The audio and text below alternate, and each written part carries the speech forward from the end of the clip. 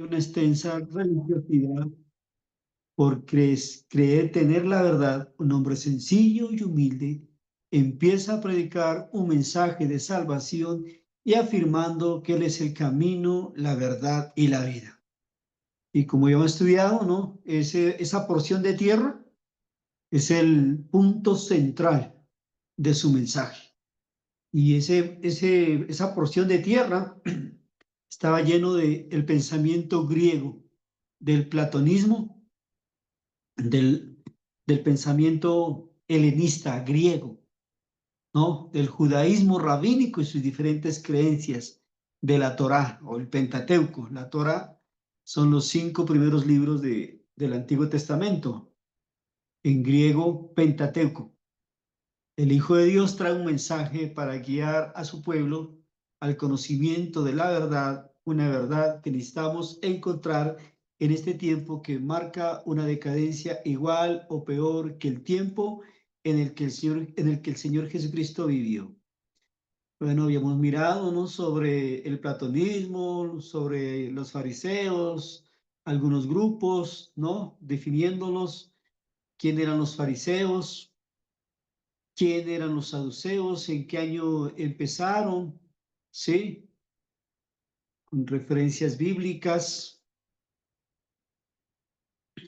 Miramos también el grupo de los esenios, ¿sí? En Qumran se encontraron algunos libros de ellos. Hablamos de los samaritanos, cómo empezaron los samaritanos, ¿sí? Miramos también sobre quién eran los publicanos, ¿sí? Los recaudadores de impuestos, los escribas, ¿sí?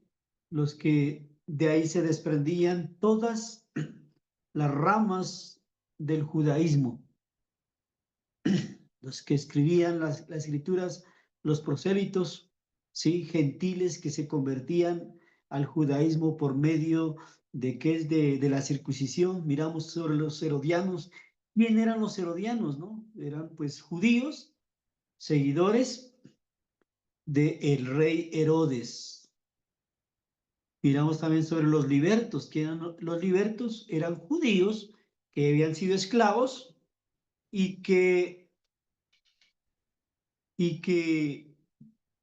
se hicieron ciudadanos romanos, pero eran judíos. Miramos sobre los helenistas, ¿sí? O sea, ¿quién eran los helenistas? Los judíos de habla griega que no eran nativos de Judea. Miramos sobre los celotes, el grupo armado, ¿sí? Rebelde. Miramos sobre el Sanedrín, ¿sí? Esa es la Corte de Justicia. Eran 70 miembros más el sumo sacerdote. Miramos que tiene su aparición en Números 11, 16 al 17, cuando Jetro le dice a Moisés que escoja hombres para que le ayuden a juzgar sobre el pueblo. Entonces, ahora después de conocer algunas de estas ramas de pensamiento, vamos a analizar algunos de sus filosofías. Entonces, el primer grupo que vamos a mirar es sobre el pensamiento helenista o platónico, ¿sí? Porque el judaísmo rabínico tiene muchas ramas y eso lo vamos también a mirar y muy detenidamente, muy detalladamente. Entonces, vamos a empezar con el primero, ¿sí? El pensamiento platónico. Recordemos que este estudio no trata de enseñar filosofía, no trata de enseñar pues eh, una materia aparte de las escrituras. Más bien este estudio trata es de conocer el tiempo en el cual nuestro Señor Jesucristo y la iglesia primitiva vivió, conocer los pensamientos, conocer esa filosofía helenista platónica, esa filosofía rabínica, ¿sí? Para poder entender y comprender mucho mejor las escrituras. En estos días hablaba con alguien y entonces le decía que muchas veces cuando leemos un pasaje a veces leemos es la aplicación del pasaje, pero es importante conocer el fondo histórico, el contorno, la historia en que se desarrolla alguna porción de las Escrituras para poder tener mejor discernimiento y darle una mejor aplicación o exégesis a las Escrituras. Entonces, si desconocemos nosotros, sí, los términos, la filosofía o las costumbres del momento, a veces hacemos una mala interpretación de las Escrituras. Entonces, el pensamiento platónico, ¿sí? Platón nace y vive entre 427 y 347 antes de Cristo. Sus teorías y pensamientos fueron influyentes durante el Imperio griego y perduraron hasta el Imperio romano. ¿Sí? Mire, más de 500 años el pensamiento platónico, ¿sí? Estuvo en esa porción de tierra. ¿Sí? Primero cuando el Imperio griego y cuando los romanos, ¿sí? Conquistan, ¿sí? Entonces ellos igual absorben muchos de estos pensamientos. Siendo discípulo de Sócrates, ¿sí? El padre de la filosofía, abrió la primera escuela de pensamiento, una escuela que perduró hasta el año 529 después de Cristo, cuando el cristianismo católico la clausuró por medio del emperador Justiniano. A través de este estudio vamos a mirar también por qué se volvió peligroso este pensamiento y Justiniano, si el emperador clausura estas escuelas o trata de que es de eliminar estos pensamientos. Se me adelantó un... Espérese, a ver, se me adelantó un... Bueno, resulta que Platón tiene un pensamiento acerca del demiurgo. Si él creía en una inteligencia superior y que el universo, ¿sí? O el mundo estaba formado de el bien y el mal. Él llamó a ese ser inteligente el demiurgo, le llamó, es el nombre con el que identificaba, ¿sí? Y él unió las ideas, ¿sí? El mundo de las ideas. O sea, recuerden que Platón lo que plantea es que tenemos que analizarlo todo, ¿sí? Y que todo nace de una idea, que todo nace desde un pensamiento. Es como cuando hacemos un emprendimiento, tiene que primero haber ¿qué? Una idea, ¿sí? Entonces esa idea era el molde. Y la idea se juntaba con la materia, el barro, ¿sí? Y juntos los dos, ¿sí? Hacían algo físico o formaban la figura. Entonces, para Platón había un ser supremo por encima de todo lo que la ideología religiosa que había en los griegos, ¿sí? Ese ser supremo hizo los semidioses y ese ser supremo hizo que, con su inteligencia, hizo que todo lo creado, todo lo físico, lo creó, ¿sí? Y también tenía un lado bueno y un lado malo, que esas dos se juntaban en la creación, se juntaron en la creación del mundo, ¿sí? Pero dice la Biblia que Dios crea y ordena todo, ¿sí? Entonces, cuando dice Génesis 1, del 1 al 2, traducción lenguaje actual, dice, cuando Dios comenzó a crear el cielo y la tierra no tenía forma, ni había en ella nada que tuviera vida. Las aguas estaban cubiertas por una gran oscuridad, pero sobre la superficie del agua se movía el Espíritu de Dios. Entonces, parte de lo que estudiaremos en el pensamiento rabínico tiene mucho que ver sobre el principio, ¿sí? Ya que este principio era tan importante para todas las generaciones, era tan importante para el mundo entero en sus diferentes culturas, ¿sí? Entonces siempre se creía en un principio, pero entonces Dios nos habla a través de las escrituras que Él es creador y Él que es formador de la vida. Mientras que el demiurgo simplemente era formador, ¿sí? Él formaba, pero la Biblia nos habla que Dios creó y forma la vida. En Romanos 1:20 Dios habla y nos dice, pues lo invisible de Dios se puede llegar a conocer si se reflexiona en lo que Él ha hecho. En efecto, desde que el mundo fue creado, claramente se ha podido ver que Él es Dios y que su poder nunca tendrá fin. Por eso los malvados no tienen disculpa. Es algo muy importante, ¿sí? Porque Platón plasma una idea y se aparta del pensamiento religioso griego.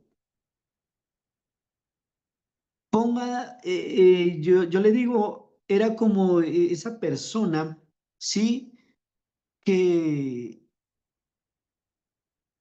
que estaba metida en la sociedad griega, pero estaba en contra de la religiosidad griega, ¿sí? Y entonces él creía en un ser superior, el demiurgo, pero no tenía forma, era algo invisible, era algo que no se podía ver, ¿sí? Pero él creía que ese es el que formó todo lo visible.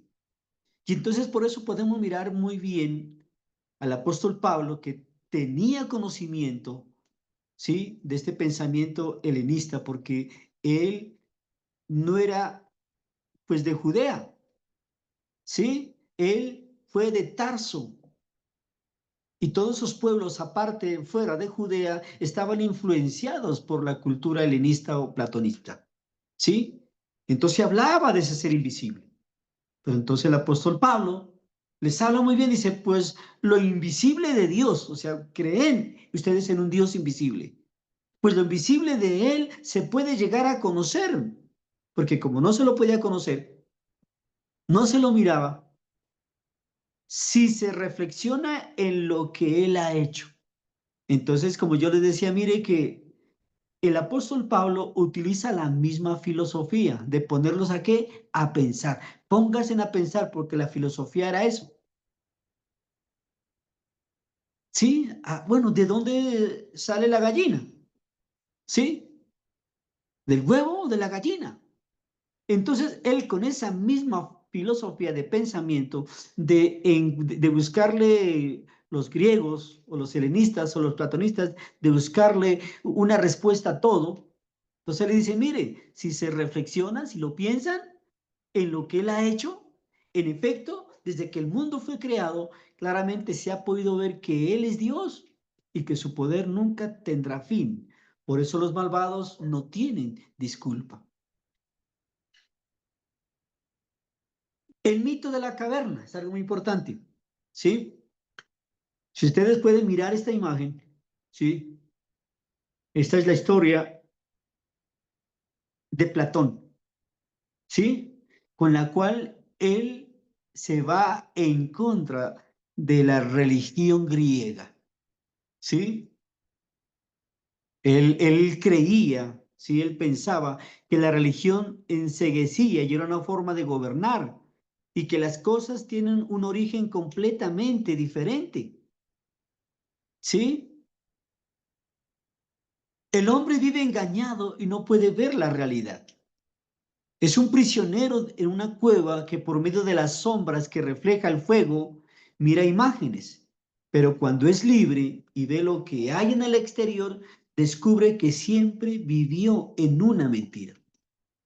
Entonces podemos decir que él era un apóstata de su fe, perdón, de la fe griega, ¿sí? Porque mientras ellos, los griegos, creían en sus dioses, ¿sí? Él tenía un pensamiento diferente, muy diferente, y él miraba, ¿sí? Que la fe griega, ¿sí? Estaba basada en mentiras, en engaños. Sabemos que había imágenes que se movían, sabemos que habían imágenes que producían sonidos, juegos, sombras, ¿sí? Los historiadores nos hablan de una estatua de Apolos, ¿sí? Que prácticamente pasaba volando en ese templo y todo era mecánico, ¿sí? Y este hombre, pues era muy conocedor de todas estas cosas y sabía que simplemente la religión era un manto para poder gobernar el pueblo griego, ¿sí? Y entonces por eso en su historia, el mito de la caverna trata de una forma como oculta, decirle a la gente, mire, estamos siendo engañados, salga y mire, piense, analice que las cosas son completamente diferentes a cómo nos las están enseñando. Pero Juan 1:1:5, nueva traducción viviente, ¿qué nos dice? En el principio la palabra ya existía, el logos, ¿sí? Algo muy importante. Siquiera el logos, ¿sí? Lo mismo, esa esencia creadora o esa esencia en lo que ellos miraban, que era que como la acción, que algo se movía, que algo actuaba. Y entonces Juan, ¿sí? Escribe muy claro, ¿sí? En el principio la palabra ya existía. La palabra estaba con Dios y la palabra era Dios. El que es la palabra existía en el principio con Dios. Y Dios creó todas las cosas por medio de él. Y nada fue creado sin él. La palabra le dio vida a todo lo creado. Y su vida trajo luz a todos. La luz brilla en la oscuridad y la oscuridad jamás podrá apagarla. Mire que Juan, la primera de Juan, segunda de Juan, tercera de Juan, el Evangelio de Juan y Apocalipsis tiene un lenguaje muy claro en cuanto a qué se estaba defendiendo, la divinidad de Jesucristo. Entonces, se hablaba de un principio, se hablaba de unas cavernas, se hablaba de la oscuridad.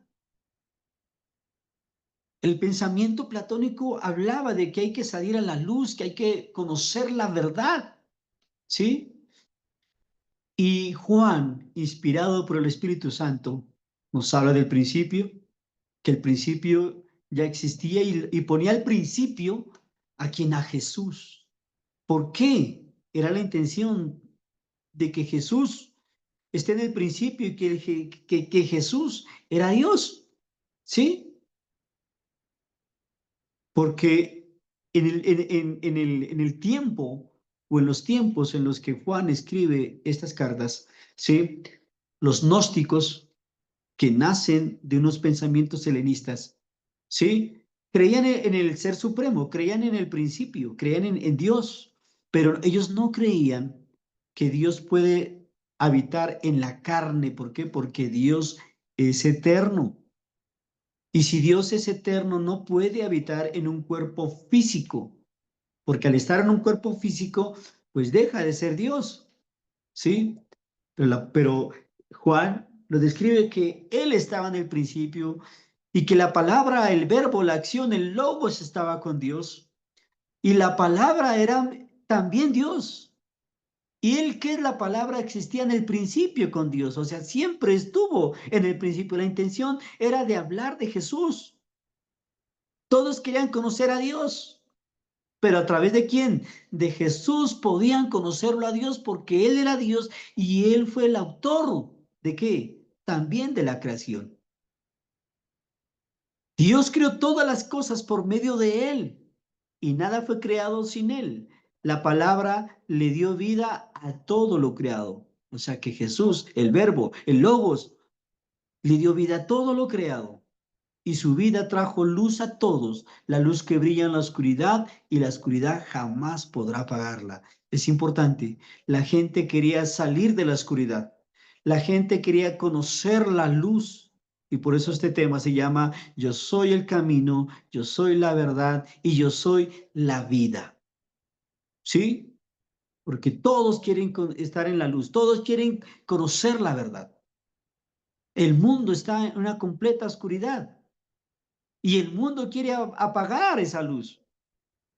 ¿Qué hacían los judíos? Querían apagar esa verdadera luz. ¿Qué hacían luego los romanos antes de ser cristianos? Cuando persiguieron a la iglesia, querían apagar esa luz. ¿Sí? Entonces Jesús, sí, es la luz y brilla en la oscuridad. La reencarnación, habíamos hablado. Platón es el principal exponente de la reencarnación en los griegos, del que tenemos noticia. En la obra de Fedro, escribe cómo el alma humana, de acuerdo con el descubrimiento de la verdad que haya alcanzado, nacerá en un tipo de cuerpo o en otro. Estas existencias suponen pruebas para que las almas se perfeccionen. Mire que este pensamiento no solo nace en Oriente, allá con los chinos, sí, este pensamiento tiene ¿qué es un eco en el tiempo del helenismo griego? Y algo muy importante, ¿sí? Es esto que le dicen los discípulos o los fariseos a Jesús. Luego sus discípulos le preguntaron, ¿por qué los maestros de la ley religiosa, recordemos que los maestros de la ley religiosa, ¿quién eran? Los escribas, insisten en que Elías debe regresar antes que venga el Mesías? Jesús contestó, es cierto que Elías viene primero a fin de dejar todo preparado, pero les digo, Elías ya vino, pero no fue reconocido y ellos prefirieron maltratarlo. De la misma manera también harán sufrir al Hijo del Hombre. Entonces los discípulos se dieron cuenta que hablaba de Juan el Bautista. El Antiguo Testamento no nos habla de reencarnaciones, pero en el tiempo de Jesús, muchos de los fariseos, ¿sí? Tenían ese pensamiento helenista acerca de la reencarnación. Y cuando le hacen la pregunta de Elías, o sea, no es una pregunta cauciosa, porque muchos de ellos creían que él iba a reencarnar realmente, ¿sí? Que él iba a venir.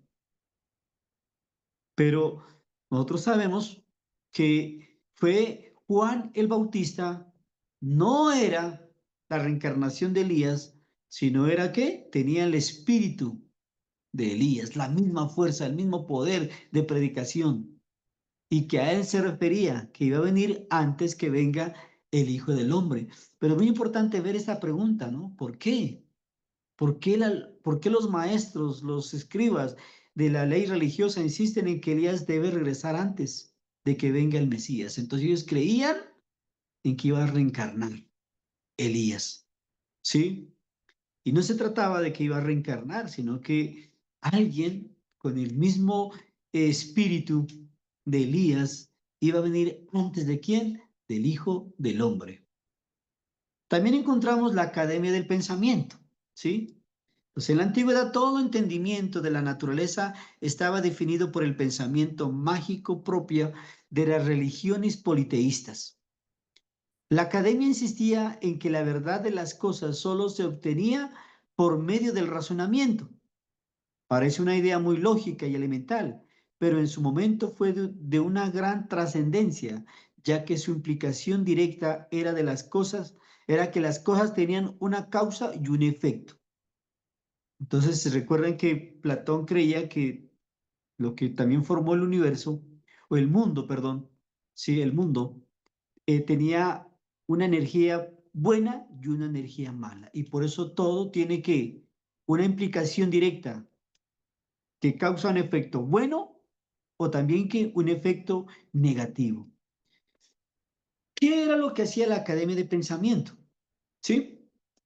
Era algo muy aparte del politeísmo, de la religiosidad griega. En el tiempo de Romano igual. de la religiosidad romana. O sea, por eso no es muy fácil entender y discernir cuando, cuando, no es muy difícil, perdón, entender y discernir por qué los gentiles, los romanos, ¿sí? Aprendieron y conocieron y se hicieron creyentes del cristianismo, ¿sí? Porque había una búsqueda de la verdad, ¿sí? Y dentro de lo que era el Imperio Romano, dentro de lo que era el que es el gobierno romano, había una dualidad, ¿sí? De que unos creían en sus dioses y otros no creían en ellos. Y eso formaba, ¿qué? Una división social, política y religiosa. ¿Y eso quién lo produjo? ¿Quién lo produjo esto? Las escuelas de pensamiento, no. Pongámosle lógica a las cosas. Bueno, empecemos a descubrir, a pensar, o sea, no creo que las cosas sean así. Somos la imagen de los dioses. Mire, Platón, ¿sí? En que es en 1992, página 90 al B, él escribe, Dios nos otorgó a cada uno la especie más importante de nosotros, como algo divino, en nosotros como algo divino. Aquello de lo que decimos que habita en la cúspide de nuestro cuerpo nos eleva hacia la familia celeste desde la tierra, como si fuera una planta no terrestre, sino celeste. ¿Sí? Entonces Platón afirmaba que nosotros somos la imagen de los dioses. ¿Sí? Aunque ese Dimurgo era un ser invisible que no se lo podía conocer, ¿sí? Él mismo creó a el panteón de los dioses y que nosotros también tenemos que tener esa misma imagen, no de sus dioses griegos ni romanos, sino de ese Dios Dimiurgo, ¿sí? Que hizo todo y que somos nosotros la imagen también de lo celestial. Por eso es muy importante resaltar Hechos 17, 28 al 29, cuando el apóstol Pablo, allá en Atenas, ¿qué les dice? Porque en Dios vivimos, nos movemos y existimos. Como también algunos de los poetas de ustedes dijeron, somos descendientes de Dios. Siendo pues descendientes de Dios, no debemos pensar que Dios sea como las imágenes de oro, plata o piedra que los hombres hacen según su propia imaginación. Lo importante del apóstol Pablo es que conoce todo este pensamiento platónico, helenista griego, ¿sí? Y cuando él está allá en el Areópago, ¿sí? Es como era la corte suprema, el lugar donde todos los sabios, ¿sí? Filósofos estaban.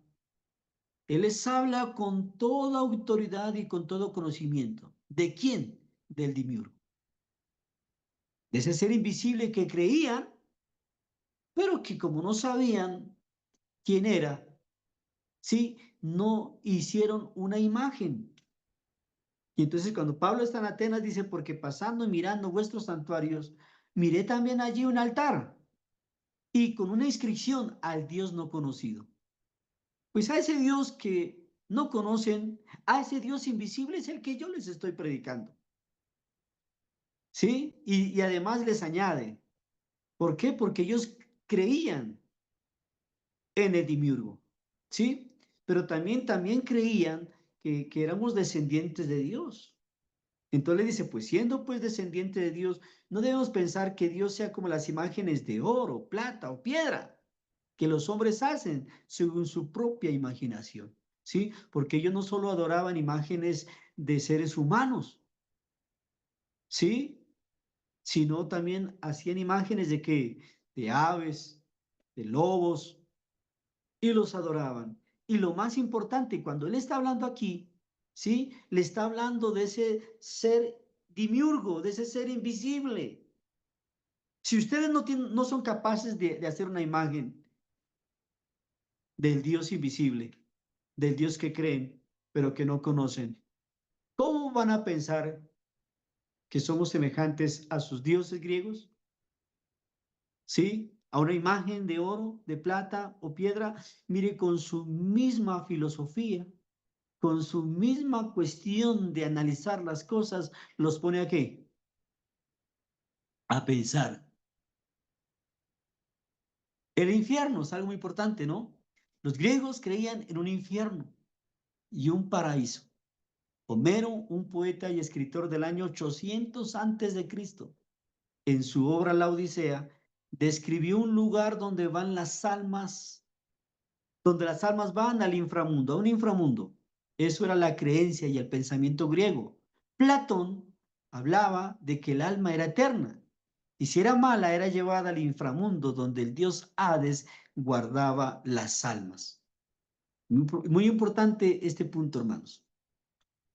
¿Por qué es tan importante? Sí, porque Jesús dice algo muy importante en Dios habla hoy, en esta versión Marcos 9, 47 al 48. ¿Qué nos dice? Y si tu ojo te hace caer en pecado, sácatelo. Es mejor que entres con un solo ojo en el reino de Dios y no que con los dos ojos seas arrojado al infierno donde los gusanos no mueren y el fuego no se apaga. Hermanos, la Biblia no, en el Antiguo Testamento no habla del infierno. ¿Sí? Siempre habla del Seol. Y luego en el Nuevo Testamento utiliza la palabra Hades para hablar de la morada, del lugar de la morada de los espíritus. ¿Sí? Pero los griegos creían en un lugar de ultratumba, un lugar de tormento. ¿Sí? Y ese pensamiento, ténganle cuidado, que empezó a meterse dentro del judaísmo rabínico. ¿Sí? Porque Jesús empezó a enseñar del infierno.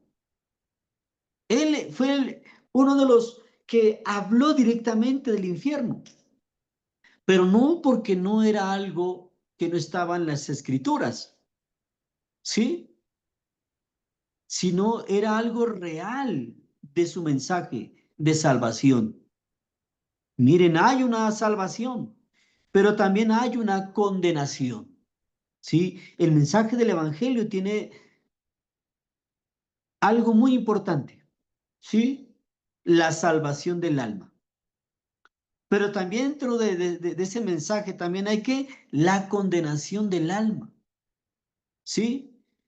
Y él habla del infierno, pero no de ese infierno, ¿sí? Pues que hablaban los griegos, y no del infierno que los judíos miraban, porque la palabra infierno, hermanos, viene de la palabra geema. ¿Y qué era el geema? El basurero o el botadero de cadáveres, de cosas dañadas que quedaba fuera de los muros de Jerusalén. Ese era el Geema, o lo que se traduce el infierno, o un lugar de tormento. Pero cuando Jesús, o sea, va al pensamiento rabínico, y va al pensamiento también, no solo rabínico, sino de los helenistas que los griegos metieron al que es al judaísmo rabínico, les habla de un lugar de tormento que fue hecho para el diablo y sus ángeles. Un lugar donde van a ir todas las personas malas y todos los que no obedecen el evangelio. Pero como ellos entendían por infierno el Geema, el basurero de afuera de las murallas de Jerusalén, donde se quemaban la basura, donde se quemaban los cadáveres que eran inmundos, porque recuerdan, los judíos eran enterrados dentro de Jerusalén. Pero los judíos que eran condenados, malditos, morían fuera de Jerusalén. Y muchos de ellos no tenían sepultura, sino eran quemados. ¿Sí? Esa era la forma de quemar al cuerpo, para que no tenga resurrección. Muy importante, hermanos. El pensamiento, cuando miraremos esto, cuando vayamos al pensamiento rabínico, porque recuerden que los fariseos creían en la resurrección, pero los saduceos no creían en la resurrección. No, simplemente se consumía el cuerpo y listo. Hasta ahí llegaba, ¿sí? Y los fariseos creían en la resurrección. Pero entonces cuando un cuerpo se quemaba, ¿sí? ¿Qué resurrección iba a esperar? Ninguna. Entonces se quemaba allá afuera en el basurero, en el Gehema, el infierno. Pero cuando Jesús habla del lugar donde van las almas, utiliza algo que ellos conocen como Gehema, como infierno, pero resalta algo, ¿sí? Allá en ese lugar, ¿sí? El fuego no se apaga y el gusano nunca muere. Como dice también en Mateo, no dice, allá el fuego, el castigo es eterno. ¿Mm? Entonces, cuando Jesús habla del infierno, o sea, lo sacan un contexto, ¿sí? Simplemente de un basurero, de un gema, que ellos tiraban la basura, quemaban la basura y dejaban los cuerpos, ¿sí? Los que no merecían una sepultura digna, porque el polvo vuelve a la tierra, ese era el pensamiento de los judíos, sepultarlos para que el cuerpo se descomponga y vaya a la tierra. Pero pues quemar un cuerpo era algo para las personas perdidas, pecadoras y fuera de Jerusalén.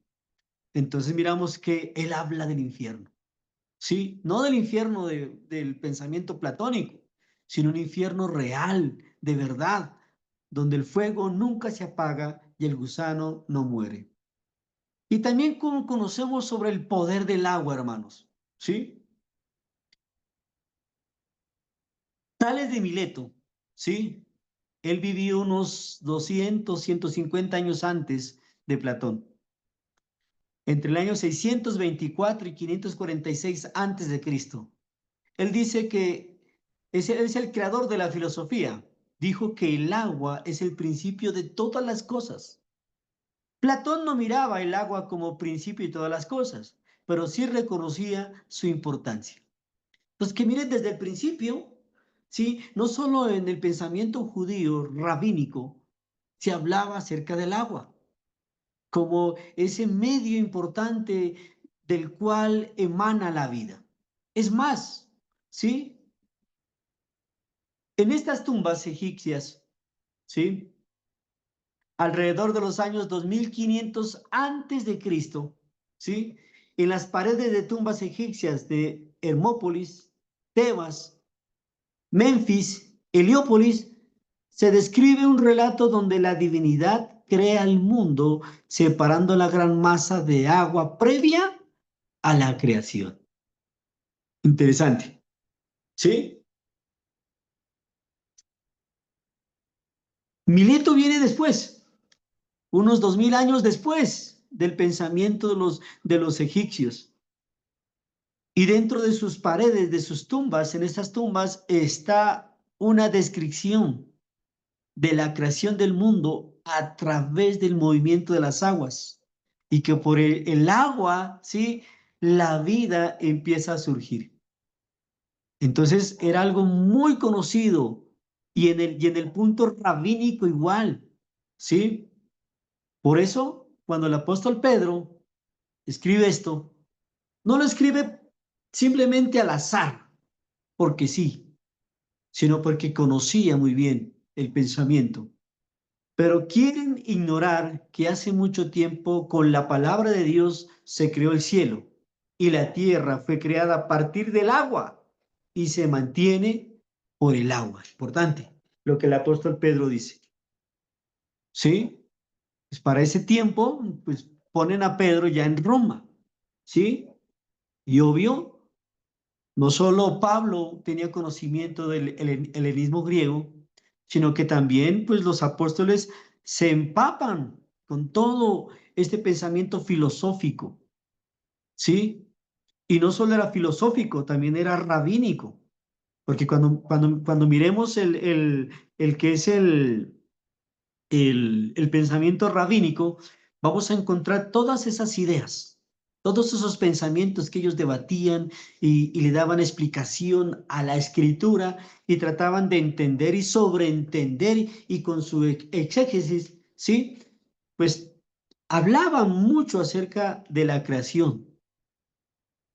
Si allá en Génesis, ellos le dicen Bereshit, ¿sí? Que es la segunda letra del alfabeto. Entonces, hermanos, ¿sí? Perdón, es la primera letra del alfabeto.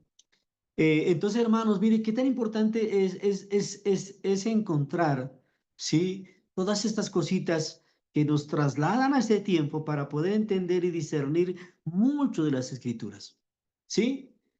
Entonces, ¿qué hablaba Pedro? ¿Qué escribió Pedro? También del poder del agua, ¿sí? Que el agua es tan importante, no solo en la creación, sino que el agua dice que mantiene la creación. Eso dice la Reina Valera. Y por el agua subsiste. Entonces, mire, todo lo que es materia, hermanos, todo lo que es materia, ¿tiene qué? Agua. Y nosotros somos 70% agua. Y todo ser vivo, 70% es agua. ¿Mm? Incluyendo los peces. ¿Sí?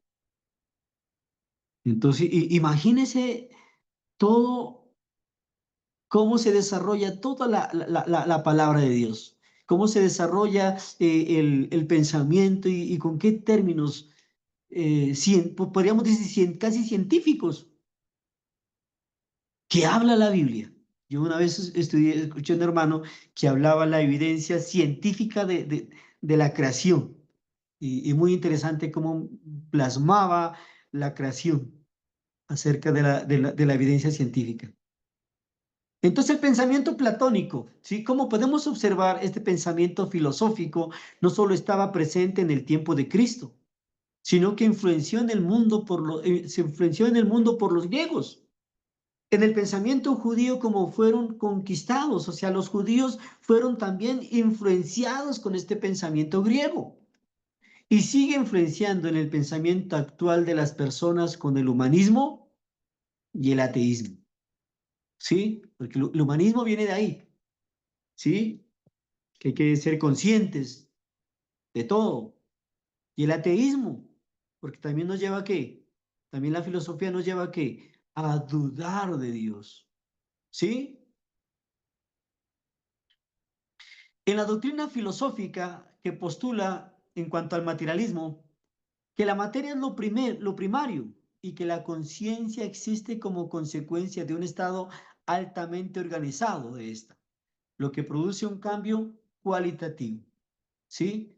Entonces la materia es algo primario, el cuerpo físico, y que la conciencia existe como consecuencia de un estado altamente organizado. Entonces, a lo largo de la vida, sí, la conciencia organiza al hombre, madura al hombre, hace un cambio en el hombre. Entonces, desde el siglo sexto antes de Cristo, la filosofía se desarrolla con el mayor ímpetu en Grecia antigua y la posmoderna. Allí la corriente materialista surge en controversia con la religión, principalmente en los filósofos. ¿Ya hablamos de quién? De la escuela de Mileto, Tales de Mileto, ¿sí? Animaxandro y Anaximeneses, ¿sí? Según la doctrina de Tales, el agua es el principio de todas las cosas, todo procede del agua y todo se convierte en agua, ¿sí? Entonces, encontramos aquí la materia, ¿sí? Y toda la materia, todo lo que es materia es que es agua, ya lo habíamos mirado, ¿sí?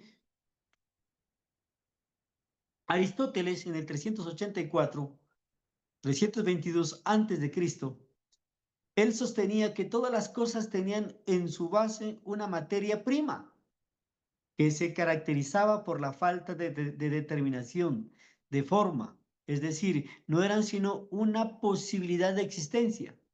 Esta posibilidad se convierte en cosa verdadera, sensible solo cuando la materia se une con una o otra y que forma la que su determinación está bueno, esta concepción, bueno, les explico, ¿sí? Entonces aquí más o menos encontramos lo que hablan en cuanto a la evolución, ¿sí? Como la materia de un caldo de cultivos de tantos químicos empieza a ser vida y dependiendo de algunas situaciones toma una determinación, una forma, ¿sí? Entonces viene desde antes ese pensamiento. ¿Sí? Finalmente, dentro de la corriente materialista, aunque un tanto más inconsecuente, encontramos al filósofo griego Epicuro, 342 al 270 antes de Cristo, influenciando por el atomismo de Demócrito. Sostiene que toda la realidad está formada por dos elementos fundamentales. Por un lado, los átomos, que tienen forma, extensión y peso, y de otro lado el vacío, que no es sino el espacio en el cual se mueven esos átomos. Entonces, miren, cuando se habla del descubrimiento del átomo, pues eso fue desde Pícoro, desde el 342 al 270 antes de Cristo, ya se empezaba a hablar de esas partículas, ¿sí? Y lo importante, sí, es que todo ese materialismo, todos esos átomos, todo lo que es materia, hermano, ¿sí? En Cristo Jesús es que se revela un poder donde la materia, ¿sí? Se transforma. Encontramos, por ejemplo, que Jesús resucitó muertos, ¿sí? Y se rompe toda la ley. O sea, cuando hablo de milagros, ¿sí? A veces la gente dice, un milagro, ¿qué es un milagro? Un milagro es cuando se rompen todas las leyes de la naturaleza, de la química, de la física, ¿sí? En un cerrar y abrir de ojos, no a través de una que es de un intercambio o un compuesto de varios elementos, ¿sí? Entonces, por ejemplo, ¿qué ley se rompió cuando resucitó a Lázaro? La ley de la vida, ¿sí? Porque es imposible que una persona que muere, que sus células se empiezan a morir, que sus átomos, ¡pum!, dejan de de funcionar o pierden su vida, vuelva a rehacerse. ¿Sí?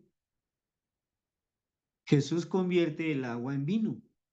¿Sí? Jesús rompe la ley de la gravedad, o sea, hay leyes que no se pueden romper. ¿Sí? Mas, sin embargo, Jesús, en medio de todo eso, rompe la ley de la gravedad cuando camina sobre el mar.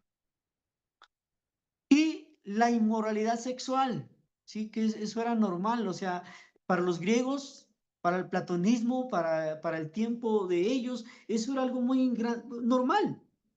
Desde tiempos antiguos se tiene conocimiento de las culturas que observaban las prácticas sexuales de toda clase como algo normal y cotidiano. Por eso ya ve Dios, desde el Antiguo Testamento, hizo varias prohibiciones acerca de las costumbres de las naciones. Entonces, eso no nace en el platonismo, ¿sí? Eso nace desde tiempos antiguos. Levítico 18, 6 al 25, nueva traducción viviente que nos dice, nunca deberán tener relaciones sexuales con un pariente cercano, porque yo soy el Señor. No deshonres a tu padre teniendo relaciones sexuales con tu madre. Ella es tu madre. No deberás tener relaciones sexuales con ella. No tengas relaciones sexuales con ninguna de las esposas de tu padre, porque eso deshonraría a tu padre. No tengas relaciones sexuales con tu hermana o medio hermana, ya sea la hija de tu padre o de tu madre, sea que haya nacido en tu familia o en otra. No tengas relaciones sexuales con la nieta, sea ella la hija de tu hijo o de tu hija, porque eso sería deshonrarte a ti mismo. O sea, para las culturas griegas y romanas en ese tiempo era algo normal. Y por eso el apóstol Pablo allá en la carta a los Corintios que le dice, ustedes eran, incluso la homosexualidad era normal. Ustedes eran homosexuales, borrachos, fornicarios. Eso era antes, le decía, pero ahora ya habéis sido revestidos de Cristo. Entonces es algo muy importante notar esta situación del pensamiento griego o del platonismo. Y eso empezaba ¿qué es esta lujuria sexual en sus dioses? Desde ahí empezaba todo este pensamiento de la sexualidad libre.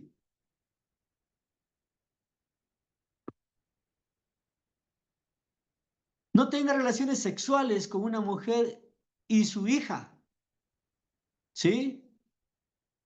Y no tomes a su nieta, sea la hija de tu hijo o de su hija, para tener relaciones sexuales con ella, porque son parientes cercanos y esto sería un acto perverso. Mientras viva tu esposa, no te cases con su hermana ni tengas relaciones sexuales con ella, porque serían rivales. No tengas relaciones sexuales con una mujer durante su periodo de impureza menstrual. No te contamines a ti mismo al tener relaciones sexuales con la esposa de tu vecino. No permitas que ninguno de tus hijos sea ofrecido como sacrificio a Moloc, pues no debes traer vergüenza al nombre de tu Dios. Yo soy el Señor. Entonces, mire, también aquí habla de incestos.